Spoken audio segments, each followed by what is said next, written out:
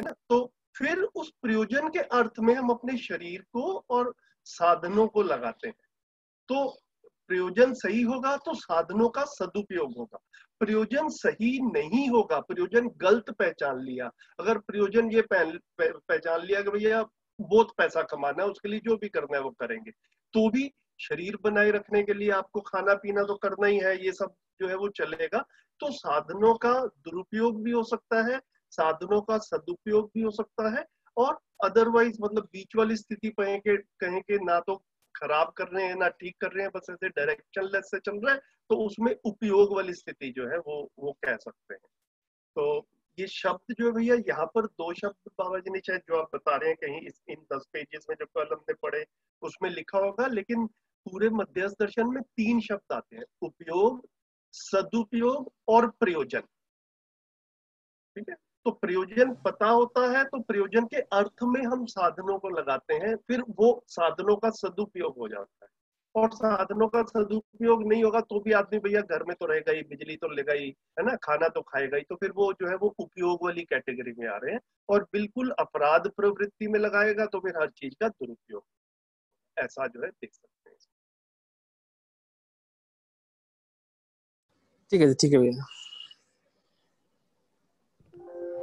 नमस्ते संजीव भैया, मेरा थोड़ा सा सवाल मतलब रीडिंग से मतलब हटके मूल्यों पर है, अभी लेना तो सकते, बाद में भी ले सकते हैं। एक्चुअली ना मैं और शरण भैया बात भी कर रहे थे पहले कि मतलब हमारा मन ये था कि ये जीवन जो है ना इसको एक बार पढ़ रहे हैं। मेरे को ऐसा लग रहा है कि कई बार ऐसा भी बीच में महसूस होता होगा कि बार बार बाबा जी जो है ना वो धरती बीमार हो गई इसी चीज को बार बार बोल रहे हैं, और वो शासन, शक्ति केंद्रित शासन, और अपराध को अपराध से रोकना, गलती को गलती से रोकना, ये इस तरह की चीजें बार बार आ रही हैं।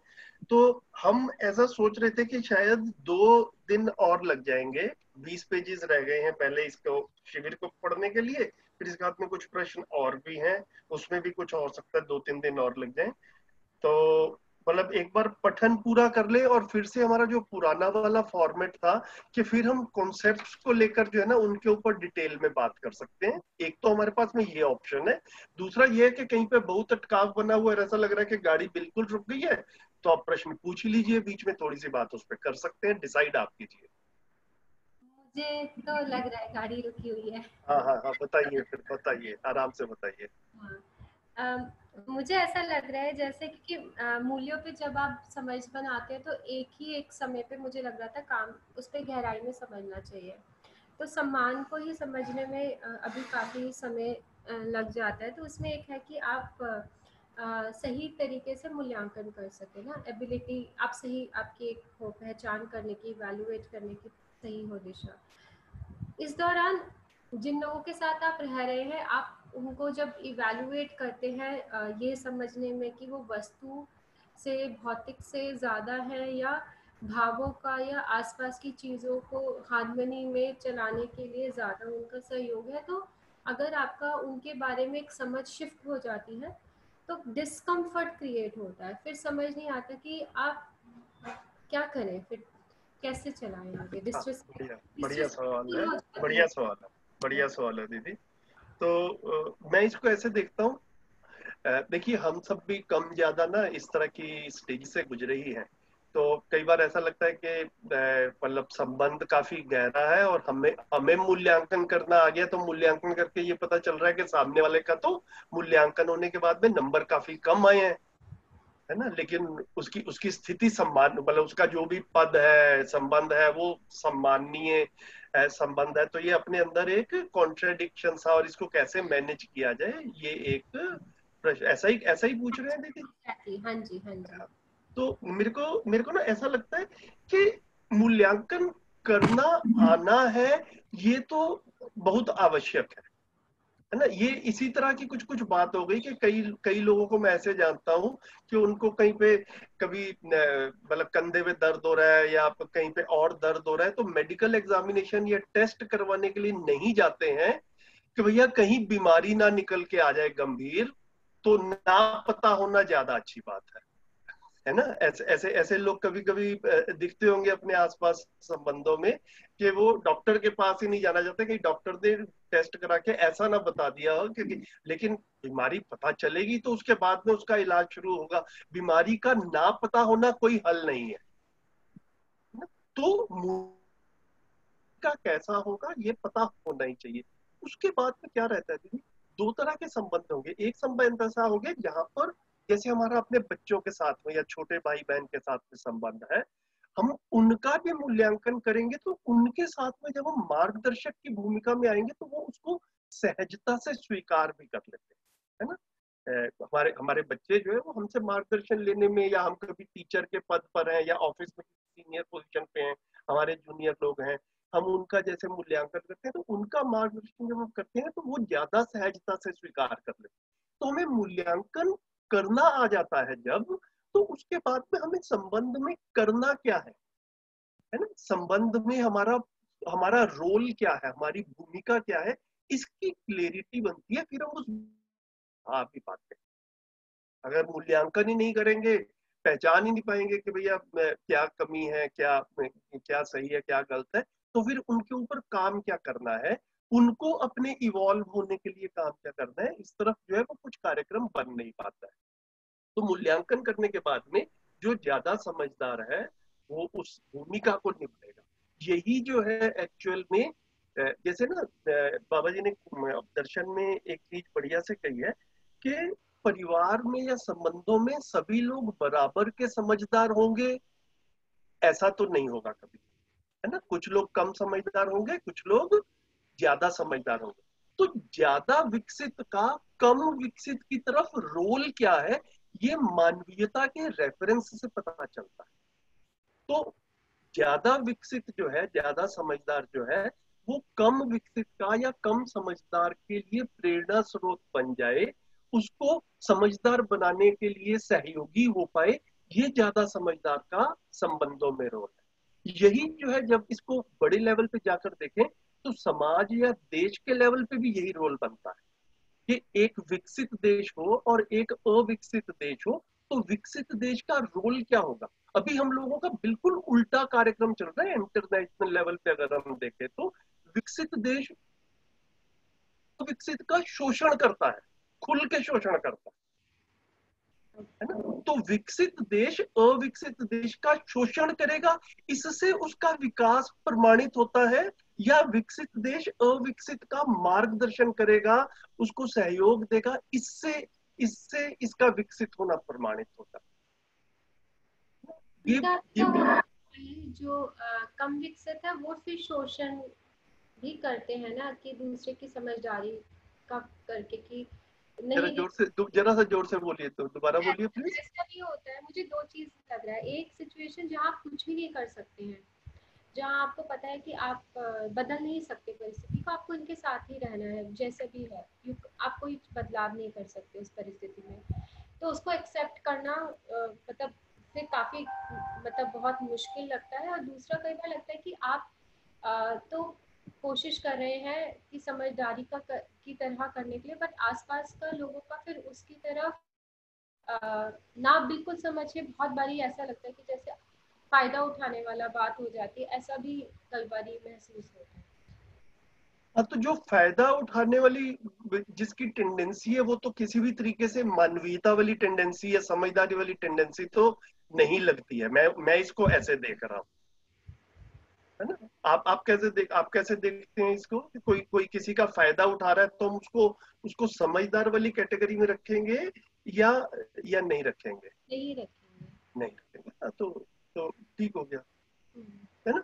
तो दूसरा क्या कर रहा है दीदी, ये दूसरे के ऊपर डिपेंड करता है। अभी जो जहां से आपका सवाल शुरू हुआ था कि मूल्यांकन करने के बाद में क्या करना है, तो मूल्यांकन करने के बाद में आदमी मूल्य और दीदी ये ना खुद में ही धीरे धीरे क्लियर होता है।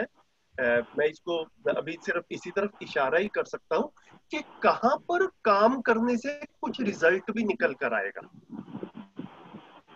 ठीक है। तो अगर सामने वाले का आपने मूल्यांकन किया और सामने वाले ने अपने आप को कुछ ऐसा ऐसा माना हुआ है कि भैया नहीं, मेरे मैं तो ठीक ही हूँ, है ना, और आपका उसके ऊपर कुछ ज्यादा ऐसा डायरेक्ट नियंत्रण वाली भी बात नहीं है। तो ये आप निर्णय लेंगे कि नहीं भैया अभी मेरे को जरूर इसी पे ही काम करना है, ये, या आप नहीं करते। लेकिन कुछ संबंध ऐसे होंगे जहां पर आपके पास में पूरा अवसर है काम करने का, है ना? तो वहां पर जो है, वहां पर हम छूट ना जाएं, वहां पर हम चूक ना जाएं, ये जो है ये ध्यान में रखने वाली बात। तो मूल्यांकन करने में हम एक्सपर्ट होंगे, उसमें हम पारंगत होंगे, तो उसके बाद में जो है हम जो है मतलब उसको सही मूल्यांकन करने का जो हमारा जो है, जो हमारी एक्सपर्टीज आएगी, उसके बाद हमारा ये निर्णय रहेगा कि कहाँ पर हमको काम करना है और कहाँ पर अवसर नहीं मिल रहा है तो वहां पर नहीं करेंगे, इसमें क्या समस्या। काम नहीं करेंगे पर साथ में तो रहना है, फिर कोर्सेज करने हैं। जी आवाज कम आ रही है आप। मैं कह रही हूँ काम भी नहीं करना, पर कॉमन कॉमन जगह पर रहना है, कॉमन रिसोर्सेज करने हैं मान लीजिए। तो उस स्थिति में फिर आप कुछ नहीं करेंगे तो फिर एक्सेप्ट।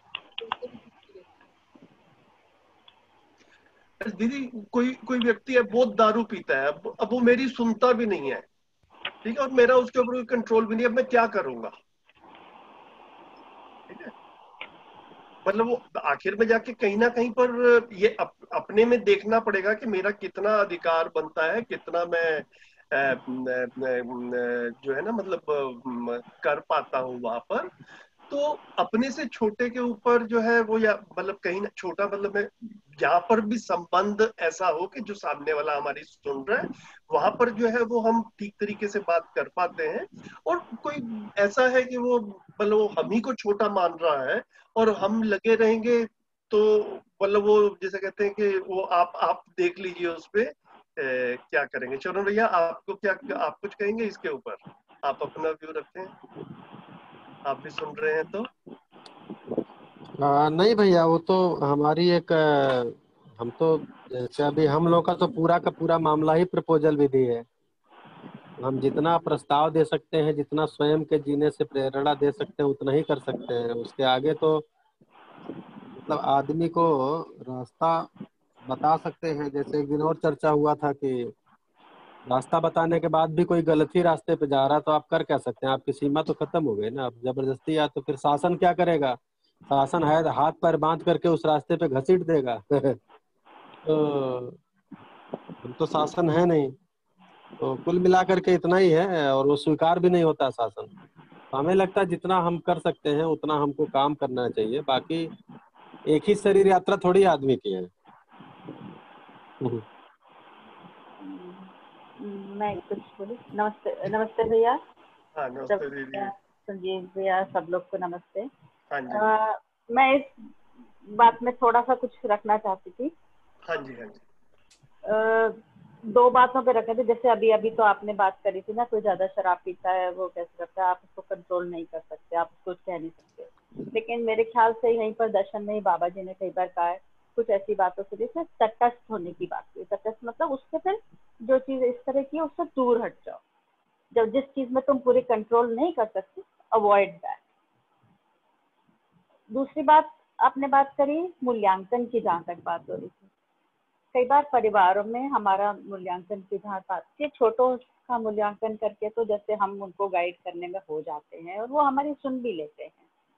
पर जब हमारे परिवार में या जैसे भी बड़े लोग होते हैं, उनका एक परिवार में एक दर्जा होता है, एक पद होता है, एक उनकी एक सम्मान, कहने को जैसे कहते हैं ना सम्मानजनक एक स्थिति कहलाई जाती है। तो उसमें अगर हम मूल्यांकन करने में हम कहीं पर कुछ कमी महसूस करते हैं, तो दो बातें होती हैं। एक तो ये बात होती है कि हम अपना आचरण जैसा हम रखते हैं वैसे ही रखें, और वो रखने के लिए जरूरी है कि हम उनकी जो नेगेटिविटी को छोड़ के उनकी जो हम पॉजिटिविटी है ना, जब उसकी तरफ हम जब ध्यान देने लगते हैं, तो कहते हैं ना कृतज्ञता का भाव जब सामने आता है, तो अपने आप को बहुत सारी नेगेटिविटी की ना आपको समझ में आता है कि ये तो बिल्कुल निरर्थक चीजें, शायद ये चीजें मेरे को फालतू में ही अफेक्ट कर रही हैं। हम सम्मान हम उस तरह से भी हम देख मुझे ऐसे समझ में आता है कि कुछ मैंने आसपास में अपने आप वही सोचते हुए मैंने समझा है और जिया है कि आप प्रेरणा स्रोत बनो, जैसे आपने कहा, आप अपने आप अपना सीख करते जाओ, अगले को आज नहीं कल उसको दिख जाएगा। हाँ जी, थैंक यू, मैं इतना बोलना चाह रही थी। बढ़िया दीदी, बहुत बढ़िया, थैंक यू।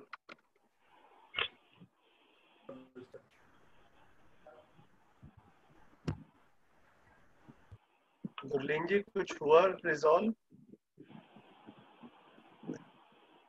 हाँ जी, मतलब हाँ, मतलब सोच रही हूँ क्योंकि अभी भी कुछ एक दो सवाल है, पर ठीक है, अभी हम आई थिंक इसमें थोड़ा रुक सकते हैं। हाँ हाँ, वो देखिए वो बस सवाल रहेंगे और मेरे को लग रहा है कि उस सवालों के ऊपर अपना शोध चालू रहे, अपना मनन चिंतन जो है वो अपने में भी चलता रहे। और आपने अच्छा किया कि जहाँ पर बिल्कुल ही ऐसा लगे कि भैया अब अपना रोड ब्लॉक आ गया है तो बात कर ली जाए। ये सब साथियों के लिए मतलब इसको मंच को इस तरह से मानकर चलें कि कभी कुछ ऐसा लगे कि मतलब लंबे समय तक नहीं रुका जा रहा है और किसी प्रश्न को इमीडिएटली डिस्कस करना जरूरी है तो please feel free to discuss. Sanjeev ji, मूल्यांकन की हम बात कर रहे हैं तो मुझे कुछ ऐसा भी लग रहा है कि हम शायद हर एक व्यक्ति में कुछ ना कुछ पॉजिटिव है, और हम जब उसके मतलब कहने का मतलब है कि जब भी कभी हम आकलन करने की कोशिश करते हैं तो कुछ कॉमन डिनोमिनेटर्स होते हैं, उसके ऊपर रखने की कोशिश करते हैं और उसमें सोचने की कोशिश करते हैं कि कौन ज्यादा आगे है, कौन ज्यादा पीछे है। लेकिन हर व्यक्ति में कुछ ना कुछ पॉजिटिव है ही है। अगर उसको उसी का रेफरेंस में उसका मूल्यांकन किया जाए तो कोई व्यक्ति किसी से छोटा या बड़ा नहीं होगा। मुझे ऐसा फील हो रहा है। इस पर कैसा, मतलब इस पे क्या क्या कहेंगे आप? नहीं मतलब आप ही बताइए कि जैसा आप कह रहे हैं ऐसा ही जीने में भी आपको लगता ही है कि कोई किसी से कम ज्यादा नहीं रहता है। आप ऐसा प्रैक्टिकली महसूस भी कर पाते हैं और अपने आसपास देख भी पाते हैं और ऐसा जी भी पाते हैं? मैं ऐसा देख नहीं पा रहा हूँ, क्योंकि जब भी हम मूल्यांकन की बात कर रहे हैं तो हम जैसे फॉर एग्जांपल कोई कॉम्पिटिटिव एग्जाम है, उसमें भी हमने एक पैरामीटर सेट कर लिया है और उसमें हम देख रहे हैं कि कोई आगे निकल जा रहा है और कोई पीछे निकल जा रहा है। और हम जो आगे निकल जा रहा है उसको हम मतलब कहना है कि भाई ये जो है ये बेटर है दूसरे से। नहीं तो लेकिन एक तो ये बात कहें भैया कि रजत भाई एग्जाम वाले मूल्यांकन की बात नहीं कर रहे हैं ना, यहाँ पर मूल्यांकन जो है वो संबंधों में कर रहे हैं। तो अगर तो मैं संबंधों में जब हम है ना जी, तो मैं अगर मैं काफी बार संबंधों देख की पाता बात हूँ कि करूं, जी हाँ, जी, अब तो मैं हमारे संबंधों की घरों बात में करूं, हमारे मम्मी पापा वगैरह हैं वो इतना नहीं पढ़े हुए थे, जी तो अब जी उनका जी, सही हमने बात है। मार्क्स के हिसाब से इवेल्युएशन किया या भाव के हिसाब से इवेल्युएशन किया, ये देखने की बात। बिल्कुल सही बात, बिल्कुल सही बात। अगर हम उनको इससे नापेंगे कि भाई वो टेक्नोलॉजी में कितना निपुण है, तो हम उनको पाएंगे कि भैया वो पीछे है नेक्स्ट जनरेशन से। लेकिन इससे उनके सम्मान के ऊपर मतलब कोई आंच आएगी, ये चीज सही नहीं है। मतलब तो कहने का मतलब यहाँ पर आप यही बात तो बिल्कुल, तो अभी तक हमारे पास में ये कॉम्पिटिटिव एग्जाम्स और मार्क्स और स्किल्स इसके बेसिस के ऊपर है ना, एक आदमी का पैकेज कितना है, उसका घर कितना बड़ा है ना, वो छुट्टियां मनाने कहा जाता है, इस बेसिस के ऊपर इवेल्यू एक जो था हमने प्रथा देखी थी, अपने परंपरा देखी थी। यहाँ पर मध्यस्थ दर्शन में मूल्यों के आधार पर मूल्यांकन होता है, ऐसा प्रस्ताव दिया जा रहा है। जैसा शरण भैया ने भी कहा कि यहाँ तो सब कुछ प्रस्ताव ही है। अब अपने में जांच कर देखा जाए कि एक्चुअल में मैं जिंदगी में जीता हूं जब, तो संबंधों में मूल्यांकन करता हूं तो ये सम्मान, विश्वास, स्नेह, इसके आधार पर अपने मम्मी पापा का मूल्यांकन करता हूँ, भाई बहन का मूल्यांकन करता हूँ, या उनके पैकेज, उनकी पढ़ाई लिखाई, इन चीजों के ऊपर उनका मूल्यांकन करता है ना। तो एकदम से मतलब वो अपने में ही देख, ये आधार तो ये था, हमें भी इतनी स्पष्टता के साथ में दिखा नहीं था पहले। जी भैया इसमें इतना ही जोड़ना था। आवाज आ रही है मेरी? जी हाँ जी जी, आ रही है। हाँ क्योंकि अभी जो सबसे बड़ी समस्या है ना, कौन आगे है कौन पीछे है, किसको कौन सी स्किल आती है किसको कौन सी स्किल नहीं आती है। तो एक आदमी को सारी स्किल आ नहीं सकती और सारे व्यक्तियों को एक ही स्किल आ नहीं सकती। समझ में हम आगे पीछे कम ज्यादा रहेंगे, मूल्यों के निर्वाह में भी आगे पीछे कम ज्यादा रहेंगे। इसमें मूल मुद्दा क्या है इसमें हमारी शिष्टता बनी रह रही है कि नहीं। जब हम इसके आधार पर एक शिष्टता की सीमा खत्म होती है, शिष्टता का मतलब ये हो गया कि सहमति असहमति कम ज्यादा ये सब हम शिष्ट दृष्टि से मतलब मूल्यों के आधार पे हम देख पाते हैं कि जैसे मान लीजिए संजीव भैया अगर हमसे आगे हैं समझ में, तो हम इस बात को देख पाते हैं और संजीव भैया से आगे के रूप में पहचान लिया तो हमको ये पता है कि हम उनसे मदद लेके हम भी समझ में आगे बढ़ सकते हैं। या मैं देख पाता हूँ कि संजीव भैया हमसे अभी समझ में पीछे हैं, तो फिर ऐसा देख पाते हैं कि इनके साथ संवाद करके इनकी भी अब अपब्रिंगिंग हम कर सकते हैं। अब ये क्या है, हमारी दृष्टि जो है उसमें शिष्टता बनी हुई है। ऐसे ही आपको कंप्यूटर चलाने आता है, लैपटॉप चलाने आता है, बहुत अच्छा चलाते हैं, कंप्यूटर अच्छा चलाते हैं, बना भी लेते हैं, ऑपरेट अच्छा करते हैं, उस पर डेस्कटॉप पब्लिशिंग सारी काम बहुत अच्छा कर लेते हैं। अच्छी बात है, हमको कोई आप काम आएगा तो हम आपसे करा लेंगे, उसमें क्या दिक्कत है। लेकिन उसके आधार पे हम अपने को हीन मान लेते हैं, यहाँ आकर के फंस जाते हैं।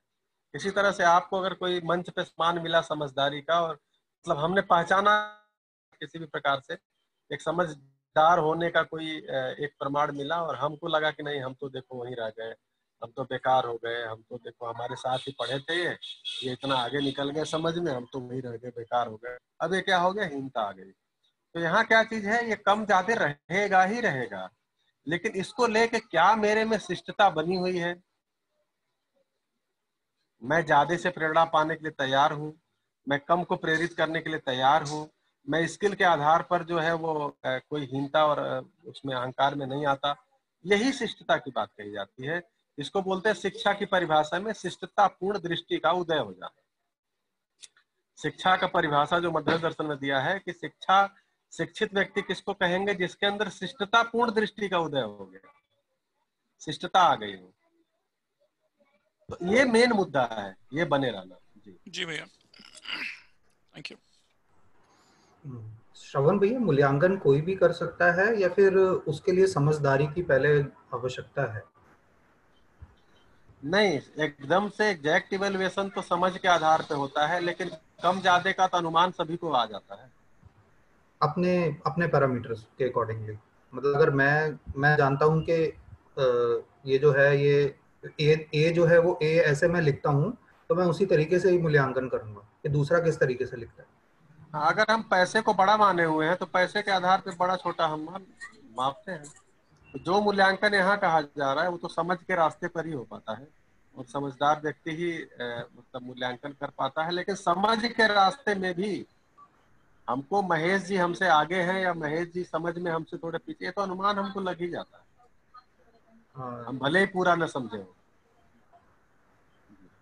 भैया अगर माना हुआ है तो भौतिक के जो ज्यादा व्यक्ति होंगे भौतिकता में, वो उन्हीं के बारे में हमारी जो आदर होगा वो ज्यादा होगा। मगर अगर कोई व्यक्ति जो है वो दूसरों के लिए कुछ कर रहा है, वो हमारे लिए कोई चीज ऐसे वैल्यू नहीं रखती, तो हम उस चीज का आदर नहीं करेंगे। तो इसमें तो 1 = 1 नहीं हो पाएगा कभी भी। इसमें ये तो हम अपने आसपास हर जगह देखते ही हैं, जो जिसको बड़ा मानता है उसी के अनुसार श्रेष्ठता को पहचानता है। तो ठीक है, मैं समझ, आप भी जो बोल रहे हैं मैं भी वही बात बोल रहा हूँ। ठीक है भैया।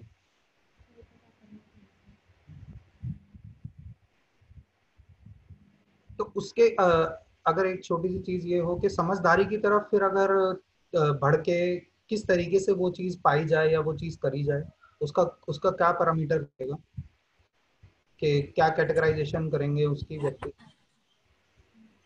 एक्चुअली समझ के रास्ते पे हमेशा स्व मूल्यांकन महत्वपूर्ण होता है। पर मूल्यांकन से हमको बहुत कुछ उपलब्धि होती नहीं है। मैं मेरे भाषा के आधार पर, मेरे बोलने के आधार पे, मेरे मतलब वो खाने पीने के आधार पे आप हमको कुछ समझ सकते हैं कि मतलब ये कुछ समझदार है, सब है। लेकिन उसका आपकी जिंदगी में क्या आया, आपका मतलब आप उसमें अगर कुछ समझ पाए हैं तो वो तृप्ति आपको होगी। मेरे समझने से, मेरे अच्छा जीने से आपको तृप्ति नहीं होगी। तो समझ के रास्ते पे सबसे बड़ा जो टूल है आगे बढ़ने का, वो है स्व मूल्यांकन। जितना जितना स्व मूल्यांकन बढ़ता जाता है, उतना उतना हम समझ के रास्ते पे आगे बढ़ते हैं। जितना जितना हम पर मूल्यांकन करते हैं ना, वो हमसे गलती हो जाती है। पता नहीं गुण की गणना कर रहे हैं कि अवगुण की कर रहे हैं। एक सूत्र आता है ना व्यवहार दर्शन में, पर गुण गणना से स्वयं का विकास होता है, पर अवगुण गणना से स्वयं का नाश होता है। तो अगर हम मतलब हम समझ ही नहीं पाए, हमने कुछ अवगुण को ही गुण मान लिया, तो कुल मिला के इसमें स्व मूल्यांकन बहुत बड़ा मुद्दा है। अच्छा हो गया, सेल्फ इवैल्यूएशन जो है वो पहले मस्ट है।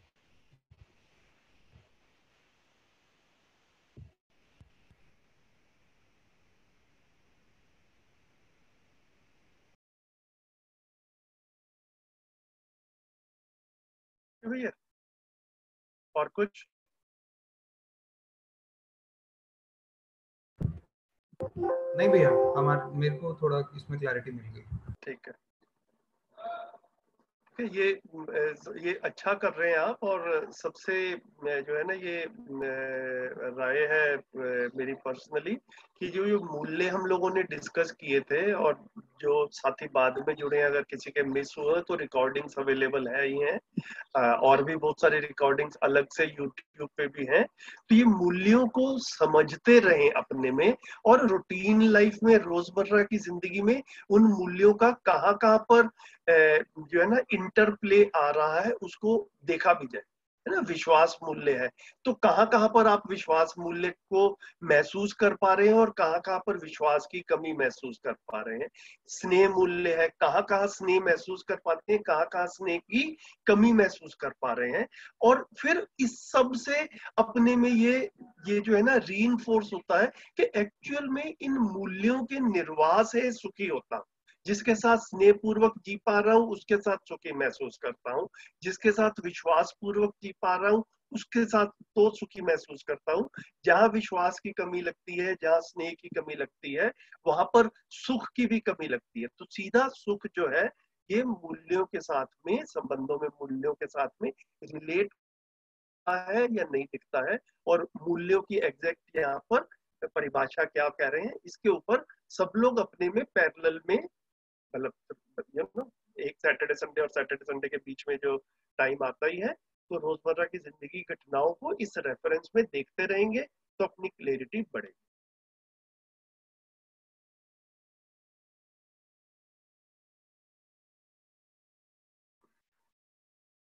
बताइए जी, कौन पढ़ेंगे आगे?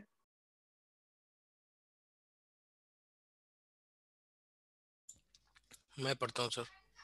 हाँ जी, बढ़िया। Bridge bridge sir. अच्छा, ब्रिज भाई, हाँ सॉरी, नमस्कार। मैंने मेश भाई का हाथ ऊपर होते हुए देखा तो अच्छा वो कहे। बढ़िया ब्रिज भाई। हमें राज्य को बचाने के लिए काम करना है, क्या करेंगे? संघर्ष करेंगे। संघर्ष का कुल मसाला है विद्रोह, द्रोह, शोषण और युद्ध। ये चार मसाला कौन बनाता है, प्रकृति या मानव?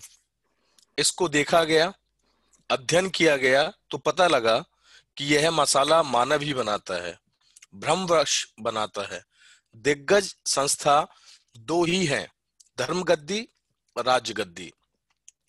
सबसे शक्तिमान, सारा ताकतवर, सारा साधन जिनके पास है, ये दोनों गद्दी ही हैं। ये दोनों गद्दी इस तरह से रिक्त हो गई हैं, व्यापार गद्दी का पूछना ही नहीं है, वह पहले से ही शोषण के लिए तैयार बैठी है। शिक्षा गद्दी, उनके पास कोई मार्गदर्शन की, दिशा दर्शन की, चिन्हित लक्ष्य को पहचानने। अब बोलिए करे।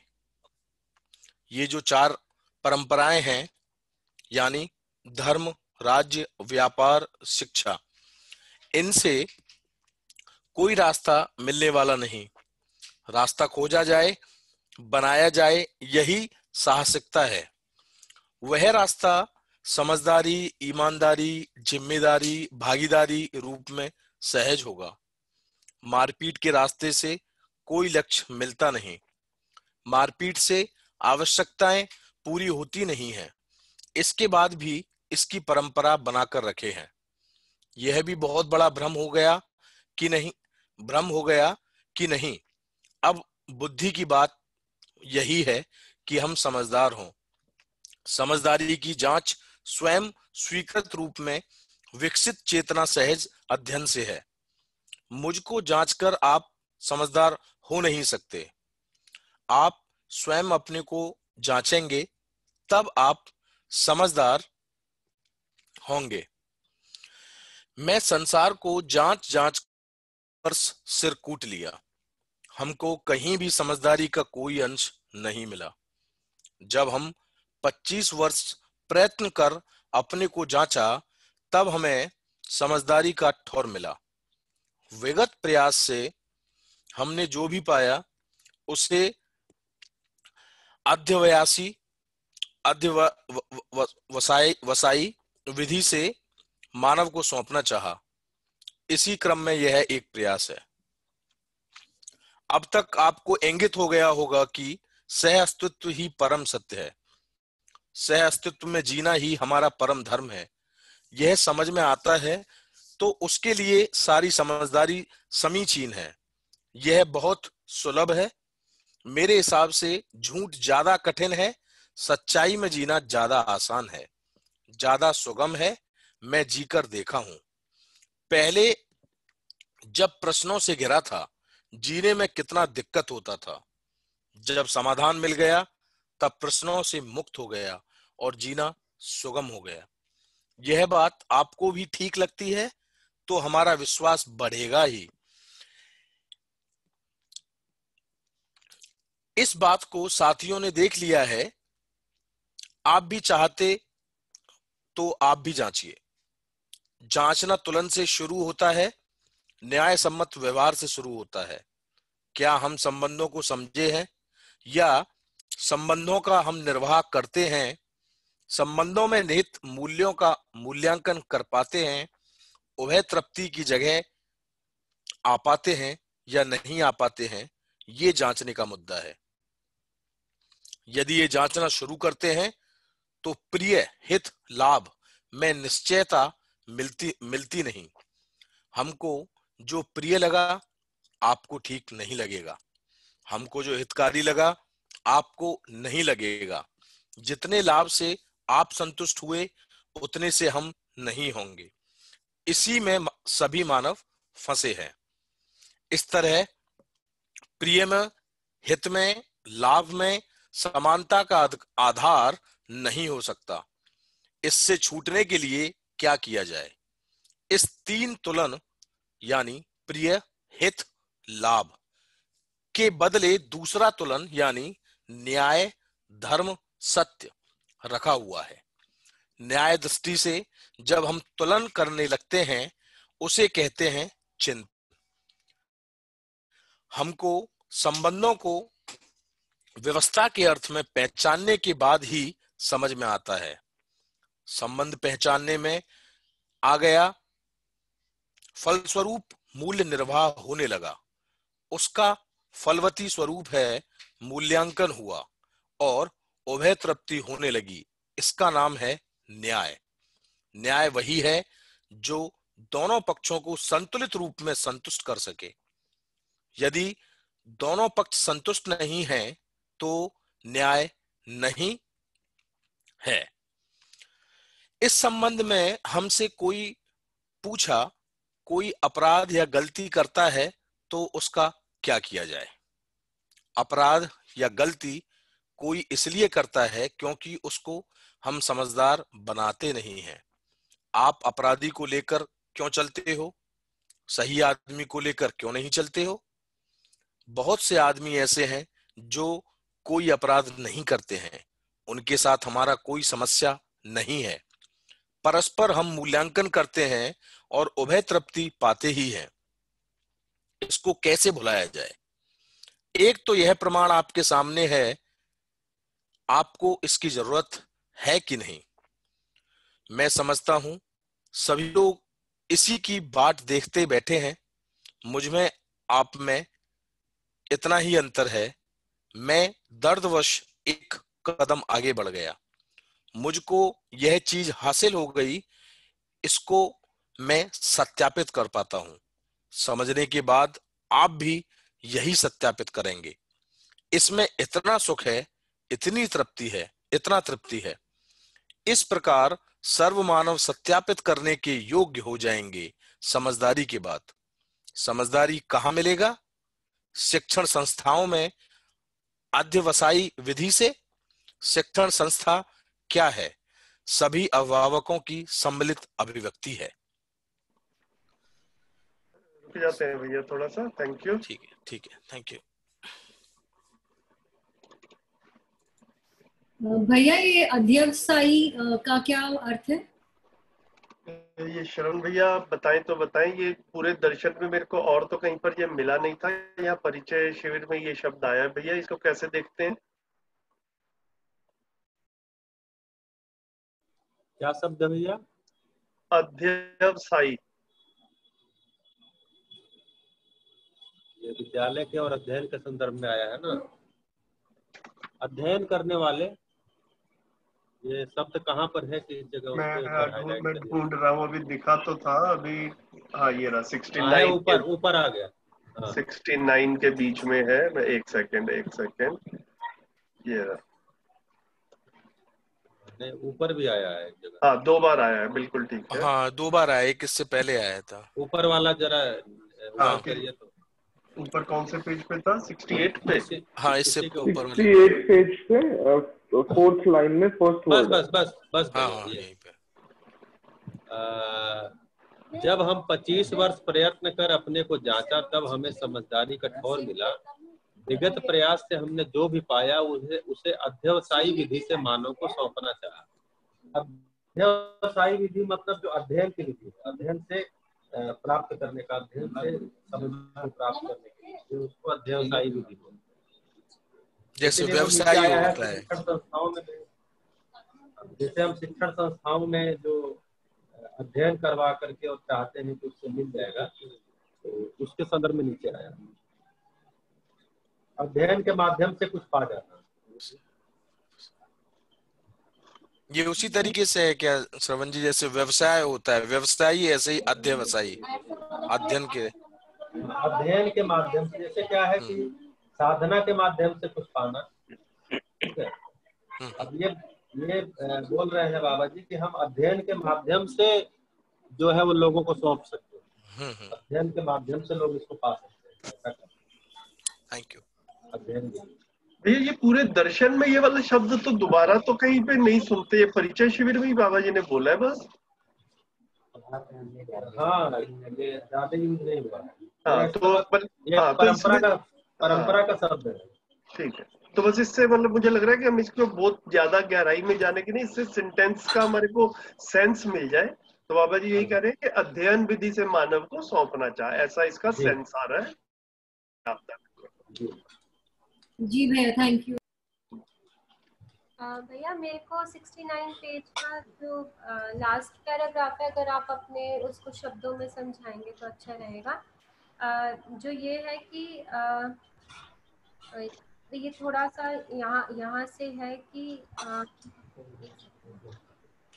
परस्पर हम मूल्यांकन करते हैं और उभय इसको कैसे, ये वाला पूरा पैराग्राफ अगर जो है ना, जहाँ पे आपका कर्सर है ना भैया, वहीं पे ये परस्पर। हाँ जी हाँ जी।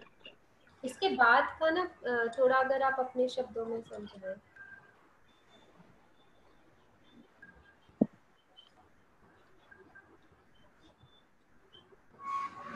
शरण भैया आप करेंगे?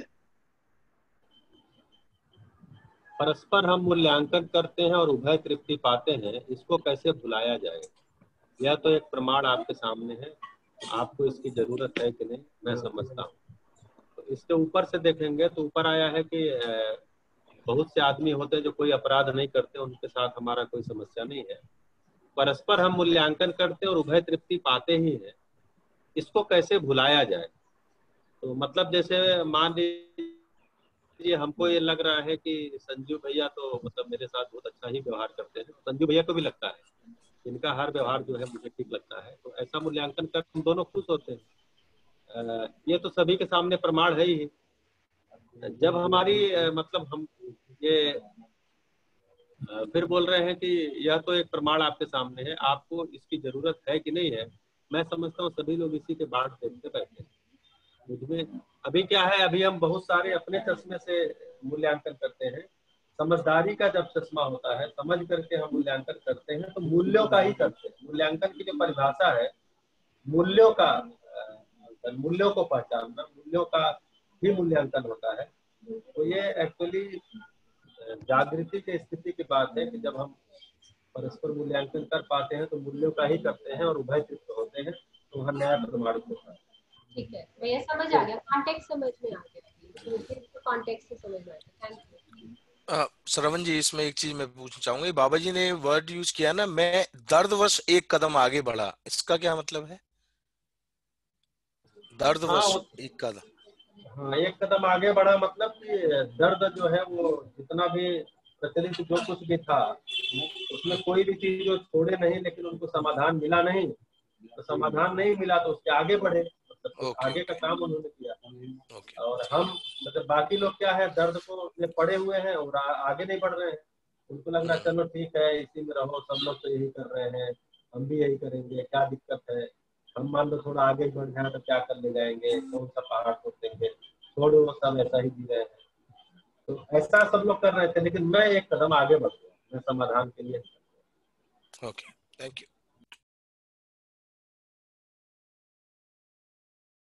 तो इसका मतलब सब पहले सब जो पहले बात करें कि सब अपने हिसाब से मूल्यांकन कर रहे हैं, और बाबा जी कह रहे हैं वो एक कदम आगे बढ़कर उसको भी मतलब एक तरीके से ज़्यादा रिजॉल्व वे में देख रहे हैं ना, क्योंकि उससे पहले सब एक दूसरे को गलत ठहराकर अपने अपने मूल्यांकन के साथ रहे हैं। शायद यही मुझे समझ में आया है। हाँ, नहीं जैसे मान लीजिए कि कहीं रास्ते पे पेड़ गिरा हुआ है और कहीं कोने से एक रास्ता बन गया है, सब के सब लोग उसी रास्ते, मोटरसाइकिल वाले, साइकिल वाले, कार वाले किसी तरह निकल रहे हैं, लेकिन उसमें से एक व्यक्ति आया, बोला यार ये कैसे होगा, सब मतलब ऐसे ही निकलते रहेंगे, पेड़ तो यही पड़ा रहेगा, रास्ता तो बंद ही है, हाँ सबको परेशानी हो रही है, हमें भी हो रही है, हमको रोज आना जाना है, तो फिर वो क्या करेगा, वो अपने ही धक्का मारना शुरू किया, धीरे धीरे धीरे धीरे धीरे करके। मान लीजिए कोई नहीं भी आया तो उसको काट काट के छोटा छोटा करके उसको अलग अलग किया, कुछ तो करेगा, उपाय निकालता है। वही कह रहे हैं कि जो उस समय जैसा लोग जी रहे थे सभी लोग, उसमें हमें प्रश्नों का समाधान मिला नहीं, मेरी पीड़ा बढ़ रही थी, और लोग भी कह रहे थे कि भाई सब ऐसे ही जीते हैं, सब ऐसा ही चल रहा है, दुनिया ऐसे ही चल रही है, तुम तो विपिंडावादी हो, तुम उसमें प्रश्न खड़े करते हो बेवजह का, क्या सब पागल है, ऐसे जी रहे हैं। लेकिन मैं वहां रुका नहीं, मैं एक कदम आगे बढ़ गया, अर्थात मैं समाधान की ओर बढ़ गया, और वो समाधान जो मिला वो आपके सम्मुख में आज प्रस्तुत कर रहा हूँ। ये बात है। ये रजत भाई, कल जैसे आप एक बात कर रहे थे ना कि भैया ये कई बार ये एक सवाल सा अपने अंदर आ रहा है कि हम इतना समय इस पे क्यों लगा रहे हैं, तो मुझे लग रहा है कि ये जो पैराग्राफ अभी हाईलाइट हुआ है इसी में शायद उस प्रश्न का भी एक हल्का सा एड्रेस हो रहा है कि जैसी जिंदगी चल रही है, जितनी हमने कल बात की थी, अगर तो मुझे ऐसा महसूस हो रहा है कि भैया ये ठीक ही चल रही है ना, तो फिर तो किसी और चीज की तरफ मेहनत करने की ये सेशंस और ये सब में जरूरत नहीं है। तो आगे कौन इसको समझकर कितनी गहराई तक जाएगा, ये इस चीज पर डिपेंड करता है कि जैसे जिंदगी चल रही है उससे मैं कितनी तृप्ति है या कितनी अतृप्ति है ना। जितनी अतृप्ति होगी प्रिवेलिंग लाइफ से, उतना ज्यादा हम किसी विकल्प को ढूंढने की कोशिश करते हैं, क्योंकि अंदर से एक आभास ऐसा होता है, एक फीलिंग आती है कि ये जिंदगी हो तो सकती है अच्छी, मुझे बस पता नहीं है कि वो कैसे होगी, है ना। तो फिर जहां से जो है वो सही का प्रस्ताव मिलता है, फिर हम उसको समझने जाते ही हैं। तो अगर ये पीड़ा गहरी नहीं होती है तो फिर आदमी लंबा चल भी नहीं पाता है। यही जो शरण भैया भी कह रहे थे कि बाकी लोग भी ऐसा ही कहते रहे, बाबा जी को भी, भैया ये तो ऐसे ही होती है जिंदगी, तुम फालतू ही पूछ रहे हो। लेकिन आदमी को लगता है कि नहीं, ऐसी नहीं है जिंदगी, कोई ज्यादा खूबसूरत चीज थी, जैसी चल रही है इससे ज्यादा खूबसूरत थी, समहाउ हम उसको उतना खूबसूरत नहीं बना पा रहे हैं, उस पीड़ा के साथ होते हैं, उस दर्द के साथ होते हैं, तो फिर हम एक तलाश में निकलते भी हैं। ये जो है मुझे लगता है कि ये काफी महत्वपूर्ण है।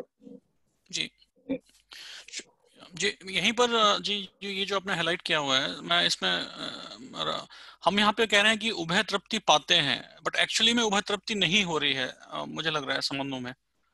तो नहीं, कहीं मेरे को लग रहा है कहीं पाते हैं कहीं नहीं पाते हैं, ये सेंस जो है वो बाबा जी कह रहे हैं कि हम अच्छा। परस्पर मूल्यांकन करते ही हैं और उसमें जो है वो कई संबंधों में उभय तृप्ति पाते भी हैं, इसको कैसे बुलाया जाए। तो एक प्रमाण आपके सामने है, आपको इसकी जरूरत है कि नहीं, आप इस उभय तृप्ति को चाहते हो कि नहीं चाहते हो। फिर अगले सेंटेंस में कह रहे हैं मैं समझता हूँ सभी लोग इसी की बाट देखते बैठे हैं, मतलब सभी लोग इसी की इंतजार कर रहे हैं, इसी चाहना के साथ बैठे हैं कि सभी संबंधों में उभय तृप्ति मिल जाए, निरंतर मिलती रहे, वो नहीं हो पा रहा है, इसी का दर्द है। ओके वो बाबा जी ने वो लिखा है कि उभय तृप्ति पाते ही हैं, तो मतलब वो वहां पर उन्होंने ऐसा शायद बोलना चाहा, जैसा मैं समझ पा रहा हूँ कि मूल्यांकन हमने कर लिया और हमने वहीं की वहीं उभय तृप्ति ली अपने उसके अकॉर्डिंग, पाते ही हैं लिखा है।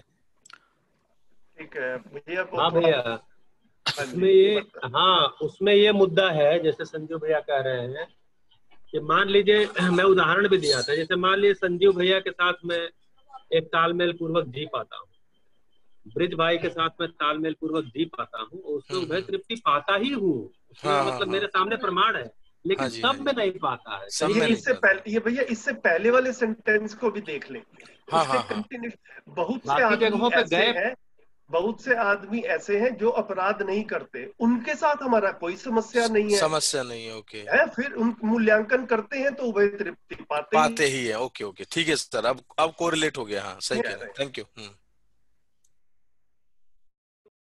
जी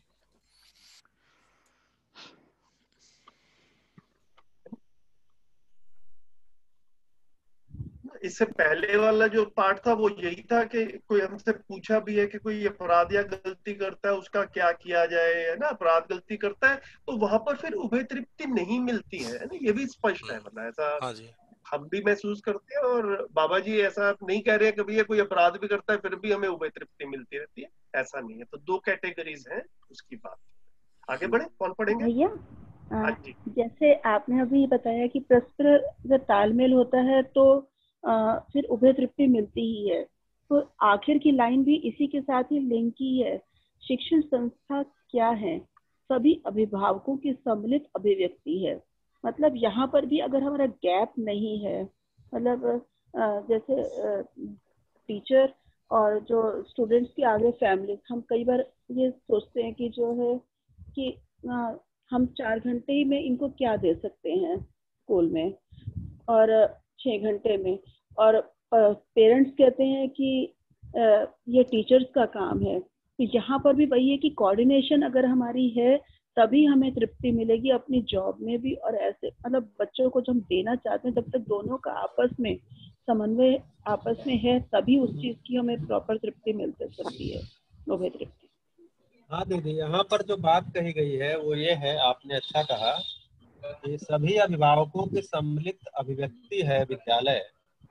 तो ये इसलिए कहा गया क्योंकि विद्यालय बच्चों के लिए है कि टीचर्स के लिए है?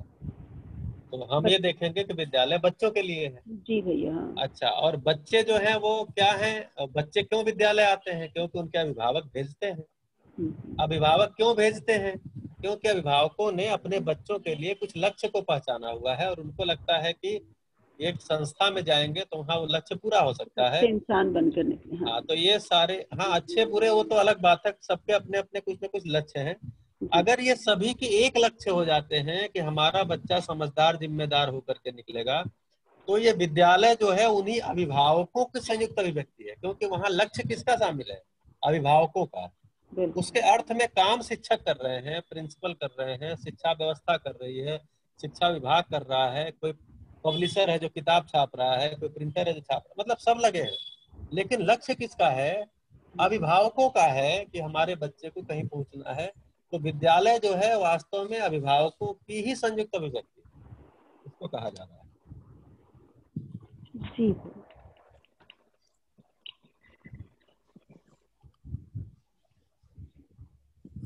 बढ़िया, आगे कौन पढ़ेंगे?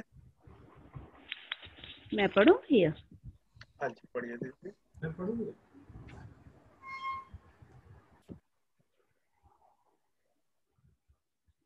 भैया आप पढ़ रहे हैं, मैं पढ़ लूं?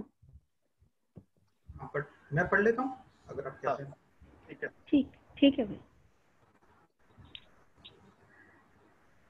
समझदारी बोधपूर्वक करने के जो कार्य हैं उसका समझदारी प्रमाण बोध होए बिना शिक्षण कार्य होता नहीं।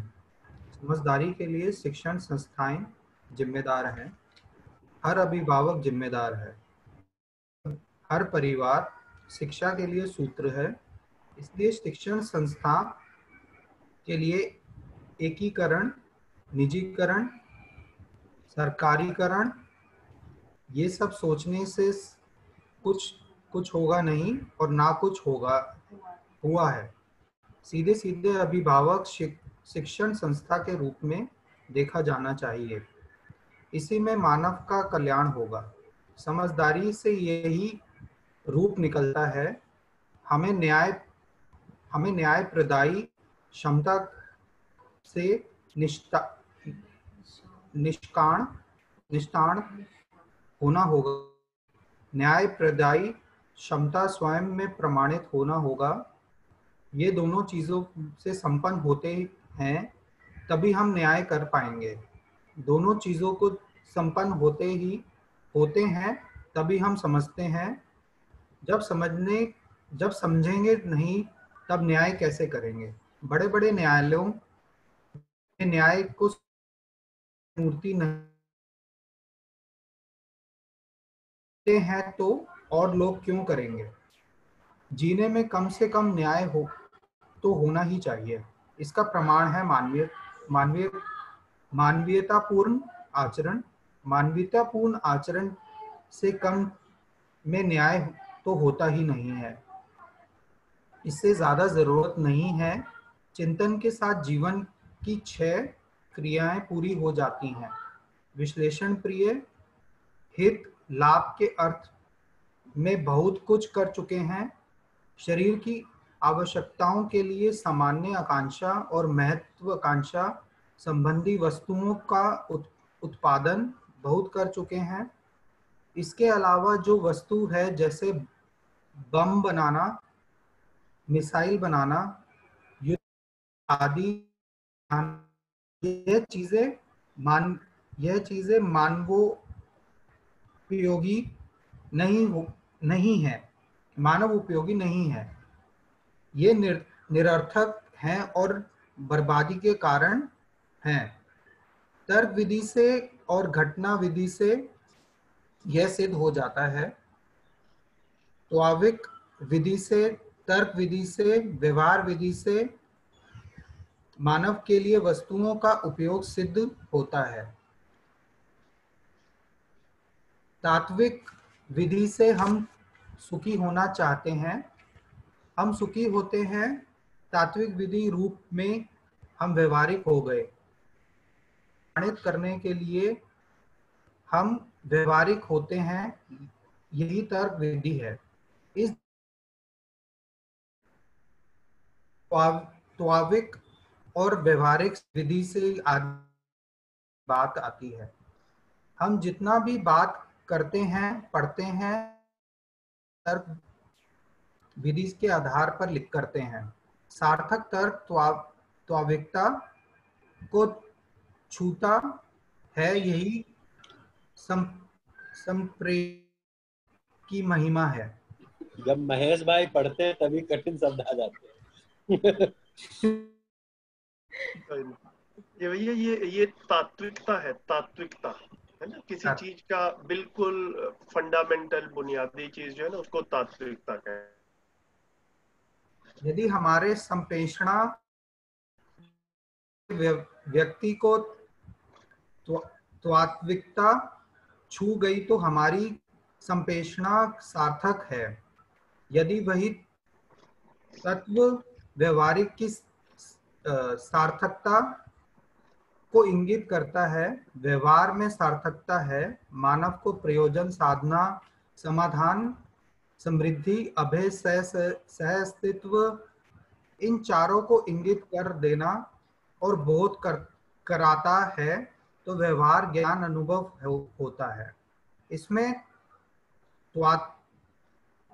तात्विक ज्ञान हो गया। तात्विक ज्ञान के लिए भी तर्क चाहिए, व्यवहार ज्ञान के लिए भी तर्क चाहिए।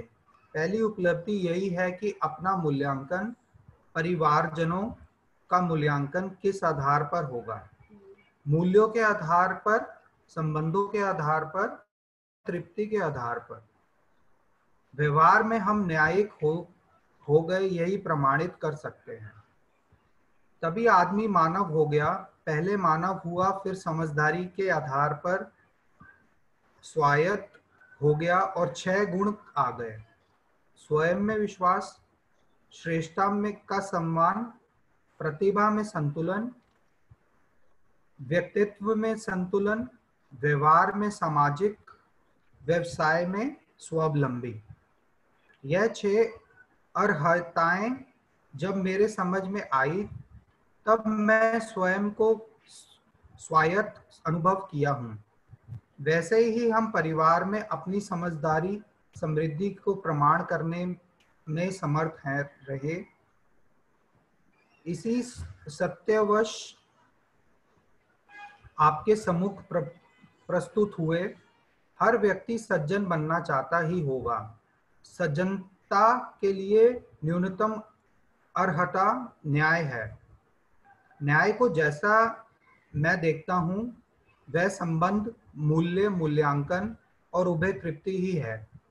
इसके बाद हमारे समझ में बात आई है कि हर व्यक्ति जन्म से ही न्याय का याचक है, सही कार्य व्यवहार करना चाहता ही है, सत्यवक्ता होता ही है।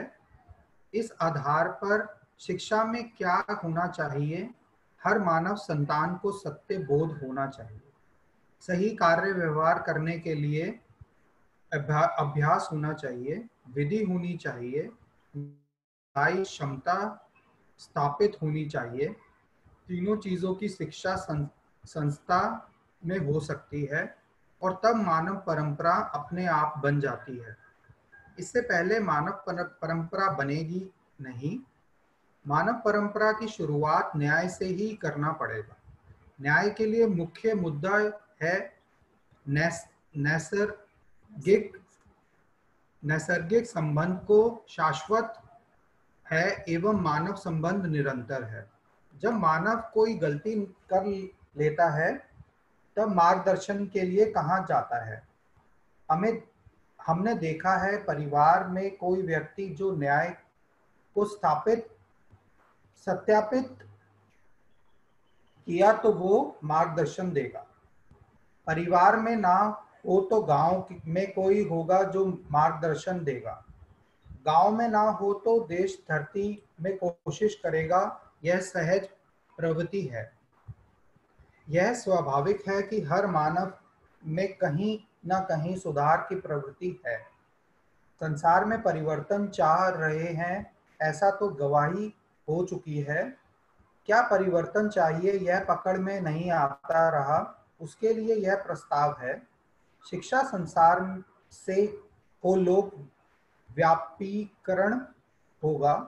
शिक्षा में भी मानवीय शिक्षा को प्रावधानित किया जाना चाहिए।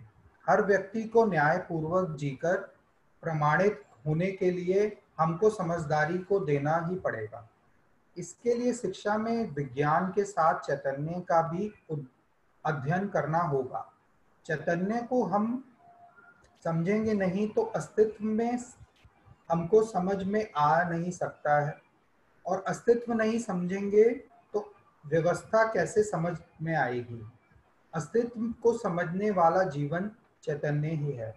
इसलिए चैतन्य वस्तु का भी अध्ययन शिक्षा में समावेश होना जरूरी है। रुक जाते हैं भैया। थैंक यू महेश भाई। ठीक है, बताइए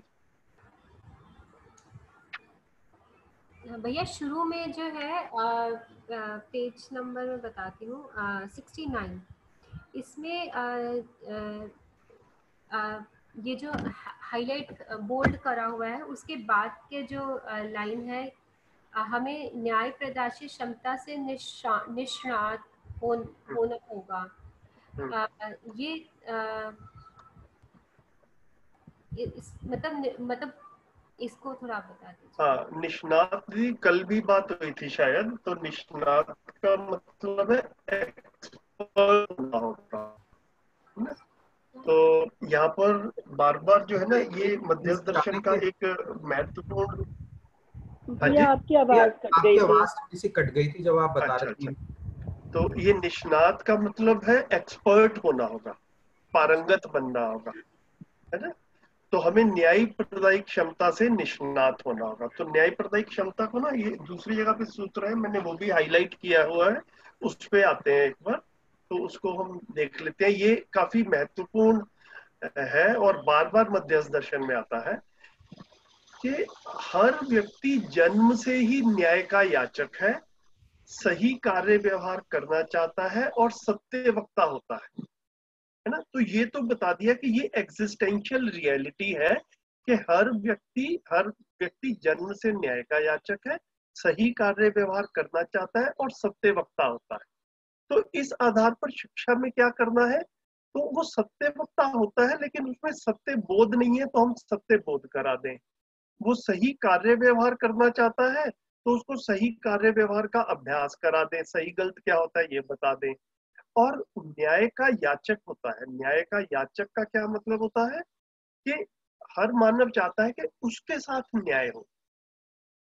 अब शिक्षा क्या कर दे कि मानव को न्याय करने योग्य बना दे।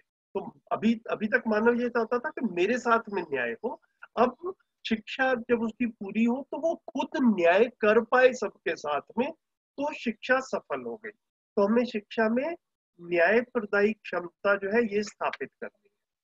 तो ये 3 काम करने वाले हैं, सत्य बोध हो जाए, सही गलत का पता चल जाए और व्यक्ति न्याय करने की स्थिति में आ जाए, उसमें न्याय करने की योग्यता क्षमता आ जाए। तो यहीं पे अब आपकी वो पुरानी वाली जो बात थी वो लिंक हो जाती है कि हमें न्याय प्रदायी क्षमता में एक्सपर्ट होना है, हमें भी होना है, बच्चों को भी बनाना है कि वो न्याय कर पाए।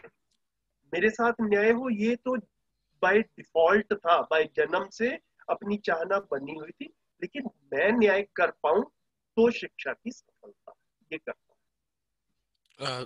संजीव जी, ये जो बोल्ड में लिखा गया है सीधे सीधे अभिभावक शिक्षण संस्था के रूप में देखा जाना चाहिए, तो इसका मतलब कि अभिभावक को ही एक शिक्षण संस्था के रूप में आगे बढ़ के अपने बच्चों को दिशा देनी चाहिए, ऐसा कुछ है? हाँ शरण भैया रखते हैं, शरण भैया। हाँ हाँ, तो शरण भैया टीचर ही है ना, तो शरण भैया अपने तरीके से बताएंगे अच्छे से। हाँ जी।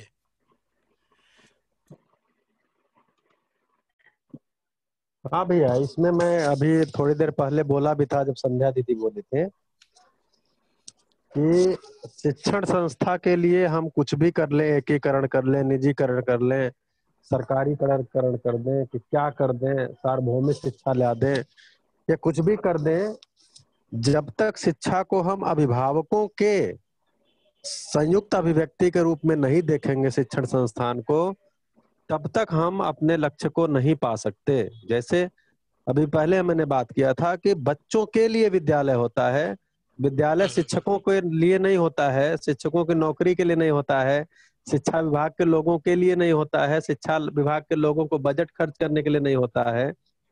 शिक्षा जो होती है बच्चों के लिए होता है, विद्यालय बच्चों के लिए होता है, और बच्चे, हर बच्चा किसी न किसी माँ बाप की संतान है, अर्थात उनके अभिभावक हैं।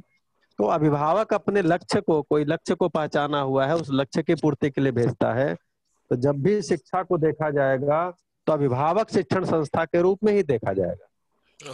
अभी क्या है, अभी अभी शिक्षा में अभिभावकों की कोई भूमिका नहीं है, न तो कंटेंट तैयार करने में, न शिक्षकों को, मतलब अभिभावक शिक्षक हो जाएं उसके लिए भी कोई प्रस्ताव नहीं है। बहुत सारे अभिभावक शिक्षक हो सकते हैं, उसके लिए भी प्रस्ताव नहीं है। ट्रेनिंग टीचिंग मेथड में, यहाँ तक कि अभिभावकों को अभी भी, दुनिया का मुझे नहीं पता है, लेकिन अपने देश में शायद ही कहीं ऐसा होगा जहां अभिभावकों को क्लासरूम में बैठकर अपने बच्चों की शिक्षा देखने का अधिकार हो, और या अभिभावक जो है अधिकार दे भी दिया जाए तो करेंगे, क्योंकि उसका प्रचलन नहीं है।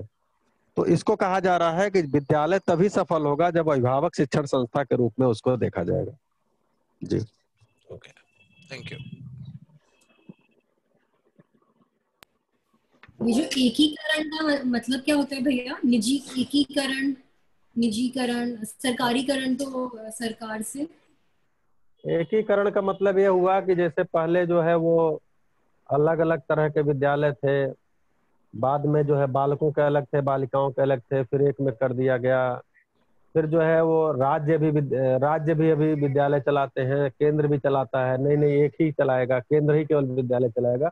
मतलब ये सब जो प्रस्ताव आते हैं उसी को कह रहे हैं कि ये सब जितने भी प्रस्ताव आते हैं कुछ भी कर लीजिए, जब तक शिक्षण संस्था के रूप में अभिभावक शिक्षण संस्था के रूप में नहीं देखेंगे, तब तक लक्ष्य को हासिल नहीं कर सकते, ये कह रहे हैं।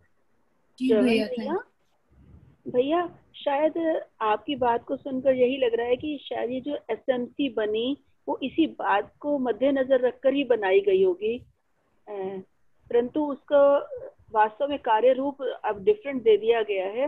परंतु आपकी बातों से लग रहा है कि जो है एसएमसी का पर्पस यही रहा होगा कि जो है वो बच्चों के साथ स्कूल में टीचर्स के साथ बैठें और जो है बच्चों के लिए जो चीज जरूरी है वो वहां तक उसको आगे ले जा सके बच्चों हाँ तक दीदी, परिवार तक। उद्देश्य तो रहा होगा, लेकिन उद्देश्य रहा भी होगा इसमें हमको नहीं लगता है, क्योंकि एसएमसी में कितने अभिभावक मेंबर होते हैं? 2 3 4 होते हैं बस, हाँ जबकि जी, विद्यालय में 4,000 बच्चे पढ़ते हैं।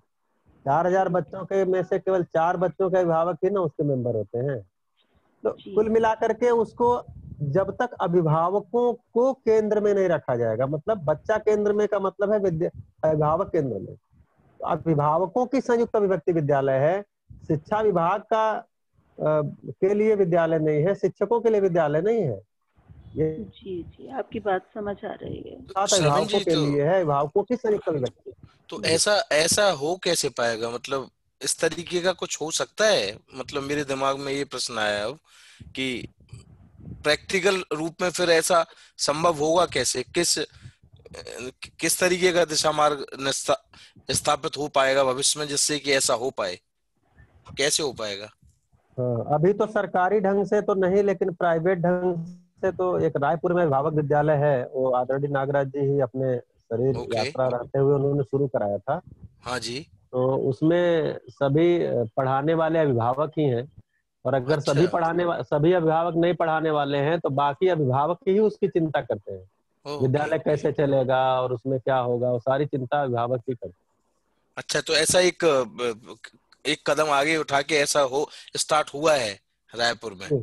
अच्छा। रायपुर में है, बुल्ढाना में है, ऐसे ही है, ओके। और भी जगहों पे खोलने की बात कर रहे हैं। लेकिन अब ये धीरे धीरे, तो कुल मिला के सरकार में भी ये बात आ जाए कि अभिभावकों की भागीदारी से विद्यालय चलता है।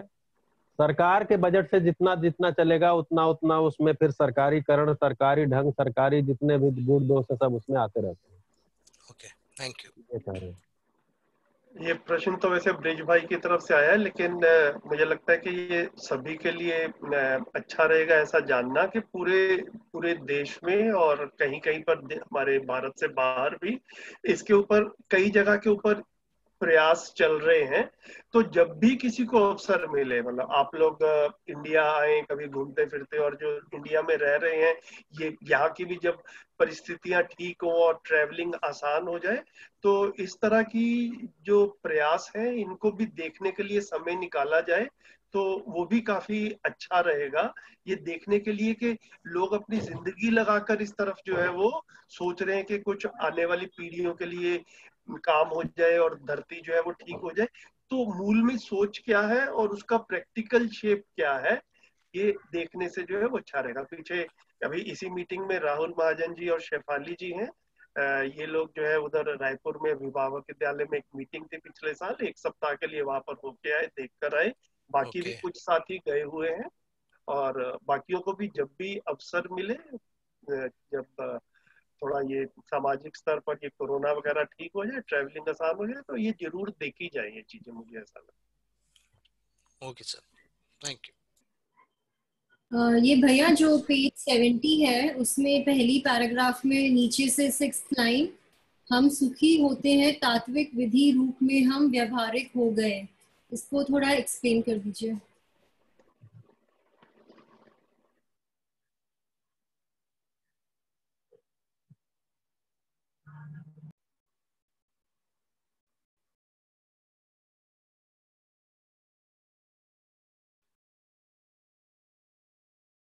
श्रवण भैया आप रखेंगे? हाँ, तो इसको इस पे बात करने के लिए इसके ऊपर वाला जो एक और है कि तर्क विधि से और घटना विधि से सिद्ध हो जाता, तात्विक विधि से, तर्क विधि से, व्यवहार विधि से मानव के लिए वस्तुओं का उपयोग सिद्ध हुआ है। तो जो तात्विक विधि है वो व्यवस्था विधि है, मतलब पूर्ण व्यवस्था को समझ करके उसमें उसको समझ पाना, ये तात्विक विधि है। तर्क विधि का मतलब जिसको हम अंग्रेजी में लॉजिकल कहते हैं वही है कि तर्क लगा के समझना, तर्क लगाना। और व्यवहारिक विधि मतलब जो एक्चुअली वास्तव में आता है। तो इसी को यहाँ कहा गया कि तात्विक विधि से हम सुखी होना चाहते हैं। मतलब मूल रूप में अगर हम देखें तो हम सुखी ही होना चाहते हैं। हम सुखी होते हैं तात्विक विधि रूप में, हम व्यवहारिक हो गए। अब अगर हम सुखी हो गए तभी हम व्यवहारिक हो पाएंगे। अगर हम सुखी नहीं हैं तो हम सुख की तलाश में हैं।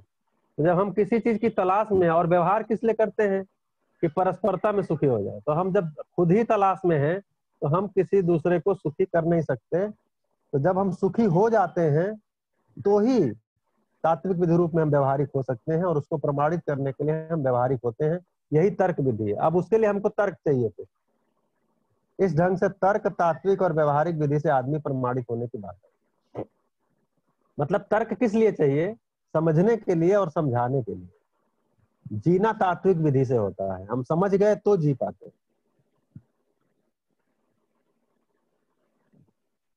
बाकी संजय। तात्विक विधि भी मतलब फिर क्या हुआ तात्विक विधि का मतलब? हाँ, तात्विकता का मतलब ये हुआ, तात्विकता का मतलब यह हुआ कि मूल चीज पर पहुंचना। जैसे हम आम खाते हैं तो ये व्यवहार हो गया, मतलब कार्य हो गया, व्यवहार हो गया, हम आम खा रहे हैं। अब तर्क ये लगा कि आम गर्मी में क्यों खा रहे हैं, मतलब गर्मी में ही क्यों, और बरसात में गर्मी में ही क्यों होता है। तो तर्क लगा रहे हैं, अच्छा ऐसा क्यों होता है। तो पता चला कि धीरे धीरे ये जो है गर्मी के मौसम में ही होता है।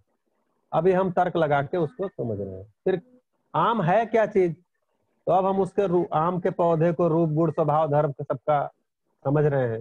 अब हम उसकी तात्विकता में पहुंच गए हैं, यानी मूल वस्तु क्या आम है वहां तक पहुंच गए। तो यही चीज सभी जगहों के लिए कह रहे हैं कि जो तात्विक विधि है, एक्चुअली जीना उसके बिना होता नहीं है। शब्द, अर्थ, वास्तविकता, अस्तित्व में वास्तविकता है, वस्तु है। वस्तु तक पहुंच जाना तात्विकता है। केवल अर्थ तक रहना तर्क है।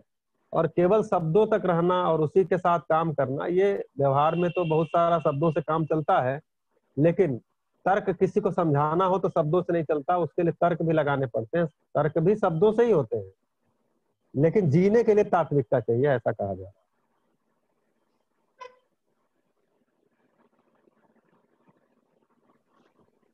भैया कुछ? भैया ये अच्छा है। तो मेरे को ये ना इसको मतलब ये बार बार दर्शन में आएगा, तो इस चीज को हम मतलब नोट भी कर ले और दोबारा से भी जितना सोच पाए अपने में, अपने विचारों में भी चलता रहे। तात्विक विधि, तर्क विधि और व्यवहार विधि।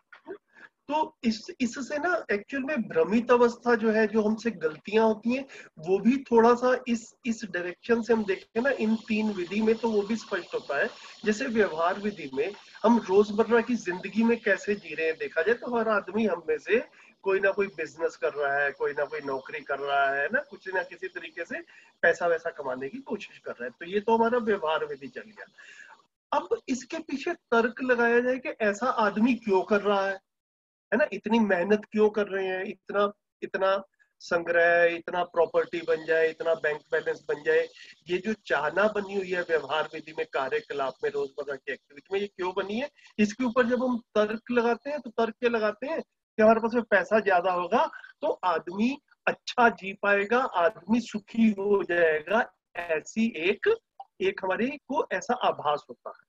तो अब तात्विकता जो है, तात्विकता में जब जाते हैं तो अस्तित्व की फंडामेंटल रियलिटी समझ में आती है जब, तो यहाँ पर मध्यस्थ दर्शन हमको तात्विकता की तरफ ध्यान दिला रहा है, जो हमारे से इस तरफ इतनी गहराई तक हम लोगों ने जिंदगी को देखा नहीं था। तो मध्यस्थ दर्शन हमारे को कह रहा है, ध्यान दिला रहा है कि सुविधा और सुख में अंतर होता है ना। ये अब हम सब अपने में सोच सकते हैं कि सुविधा और सुख में अंतर होता है कि नहीं होता है।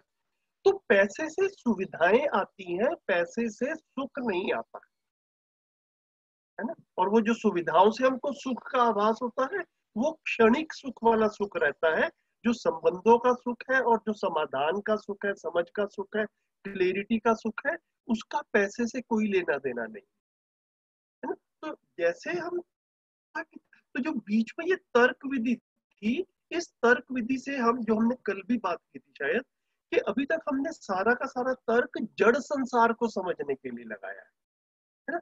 तो इसी तर्क विधि से हम चैतन्य संसार को भी समझ सकते हैं। हम चाहते क्या है, उस चाहने के प्रयास में हम कर क्या रहे हैं, ठीक कर रहे हैं कि गलत कर रहे हैं, संबंधों में सब क्या चाहते हैं, ये सारी की सारी तात्विक बातें हैं। तात्विक बातें मतलब अस्तित्व की रियलिटीज। तो तर्क से हम तात्विकता तक भी जा सकते हैं। तो तर्क सेंट्रल पॉइंट है। नीचे की तरफ आते हैं तो जड़ संसार और कार्य, जो रूटीन लाइफ है वो चलती है, और इसी तर्क को हम अपने समझने के लिए भी यूज कर सकते हैं। ऐसी एक दो स्लाइड्स हमने जीवन क्रिया वाली प्रेजेंटेशन में बनाई भी थी। अगर किसी का इंटरेस्ट हो तो दोबारा से उसको रिविजिट करके देखें। बीच में जो था हमारा सूक्ष्म था, जिसको हमने मन, वृत्ति, चित्त बोला था, आशा, विचार, इच्छा। वो सूक्ष्म जो है वो शरीर की तरफ और बाहरी दुनिया की तरफ लगा हुआ है, या खुद अपने समझने के लिए भी मैं सूक्ष्म को लगा सकता हूँ। तो वो तात्विकता की तरफ ध्यान जाने की बात है। तो ये थोड़ा महत्वपूर्ण है। अपने में जितनी क्लियरिटी बनाएंगे उतना अच्छा रहेगा। भैया जो व्यवहारिक है ये मतलब न्याय और उभय तृप्ति को इंगित करता है, ये कैसे है? मतलब जागृत अवस्था में न्याय धर्म सत्य जो है वो उभय तृप्ति ये सारी चीजें आएंगी, और भ्रमित अवस्था में भी आदमी कुछ ना कुछ तो करता ही है। वहां पर मोस्टली प्रिय हित लाभ से गवर्न रहता है। जैसे आपने वो एग्जाम्पल दिया सुविधा से सुख वाला, तो उसमें व्यवहारिक पक्ष में क्या चीज एक्सप्लेन हो सकती है उस एग्जाम्पल से?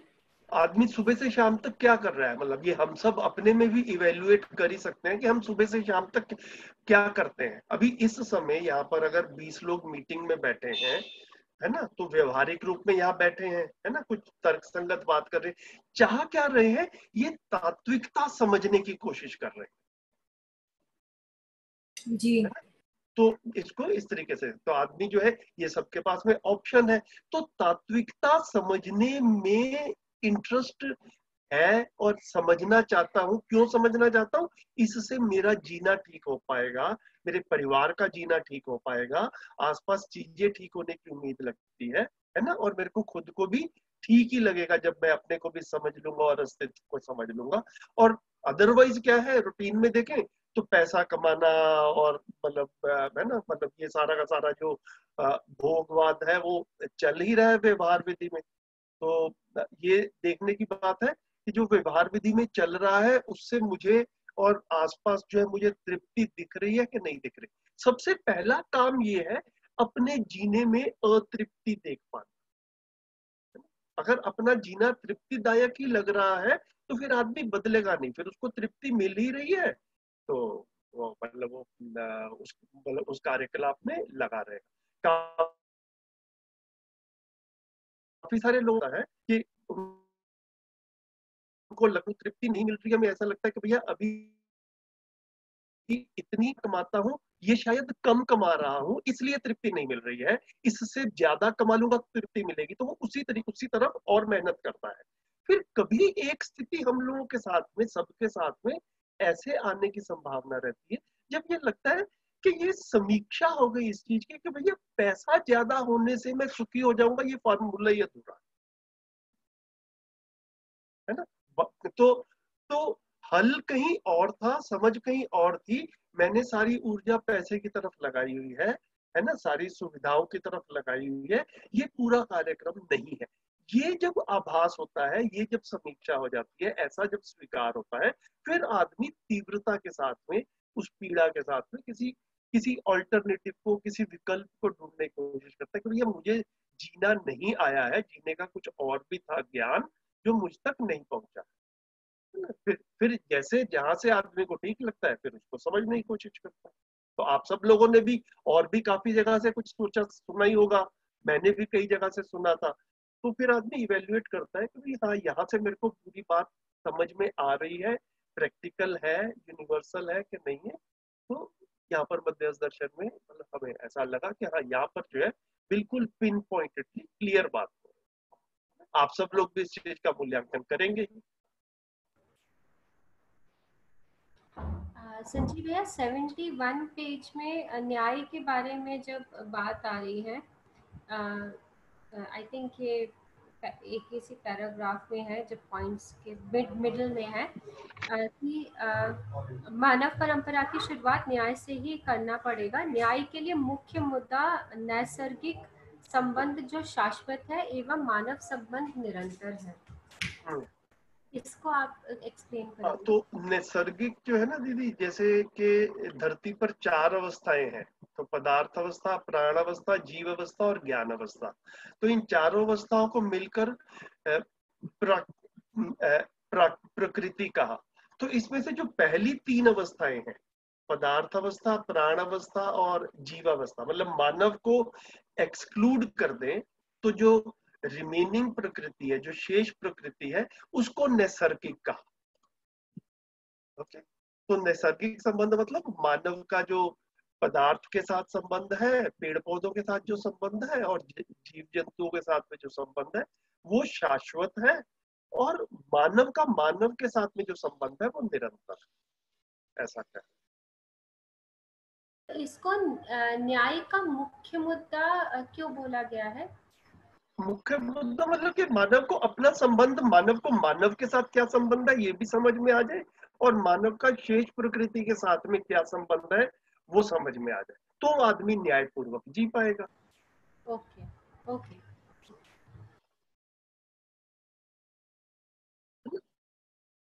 जैसे मानव को धरती पे चारों अवस्थाओं में सबसे विकसित इकाई के रूप में प्रस्तावित है। तो मानव सबसे विकसित इकाई है क्योंकि मानव पशु पक्षियों का अध्ययन करता है, पशु पक्षी मानव का अध्ययन नहीं करते हैं, है ना। तो विकसित इकाई है, तो विकसित इकाई ही सही गलत का अंदाजा लगा सकती है और सही के अनुसार जी सकती है। तो मानव को ही पता चलेगा कि सही जीना क्या है, गलत जीना क्या है, प्रकृति के साथ में सही जीना क्या है और मानव के साथ में सही जीना क्या है। ये क्या? ठीक है भैया।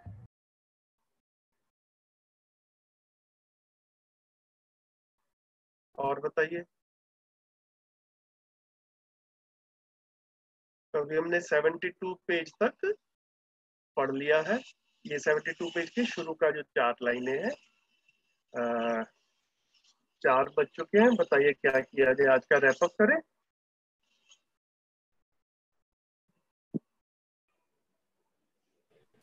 जी भैया। जी भैया। ठीक है, तो सभी लोग, मैं ऐसी उम्मीद भी करता हूँ कि पहले भैया पढ़ भी पाते हैं, यहाँ आने से पहले देख लेते हैं। जी भैया पढ़ लेते हैं, वो परिभाषा संहिता में कई वर्ड्स भी देख लेते हैं तो उनसे भी मीनिंग्स क्लियर हो जाते हैं। परिभाषा संहिता सबने डाउनलोड कर लिया, जो उसका ऐप है अपने फोन पे डाउनलोड कर लें तो उससे भी काफी आसानी रहती है। ठीक है, तो पढ़ के आएंगे तो अच्छा रहेगा। उसका कोई ऐप है क्या सर? हाँ, पिछली बार देव भाई ने डाला भी था। देव भाई दोबारा डाल दीजिए अभिषेक। जी भैया, ग्रुप में मैं डाल देता हूँ दोबारा। Okay sir, thank you. ना एंड्रॉइड फोन पे इंस्टॉल नहीं, ऐप स्टोर में। ओके, ऐप स्टोर का नहीं है, सॉरी। ठीक है। अदरवाइज परिभाषा संहिता जो है वो उसका जो पीडीएफ वर्जन है वो वेबसाइट पे भी है, तो उसको भी डाउनलोड करके अपने पास में रेफरेंस के लिए रख सकते हैं। बस ये जो लास्ट पैरा हमने पढ़ा, इसमें ये लाइन बहुत बढ़िया है कि हमने देखा है परिवार में कोई व्यक्ति जो न्याय को सत्यापित किया तो वो मार्गदर्शन देगा। मतलब ये काफी अच्छा ध्यान दिलाया बाबा जी ने इसके ऊपर कि मार्गदर्शन के लिए जो न्याय में व्यक्ति स्थापित होते हैं उन्हीं के पास हम जाते हैं। बिल्कुल बिल्कुल ठीक, बिल्कुल ठीक। चलिए बढ़िया, तो थैंक यू एंड अगले शनिवार को फिर से मिलते हैं। थैंक यू सर, नमस्कार। नमस्ते नमस्ते नमस्ते नमस्ते नमस्ते नमस्ते। Thank you so much. Thank you Sanjeev भैया, थैंक यू। श्रवण भैया। थैंक यू भैया। थैंक यू भैया।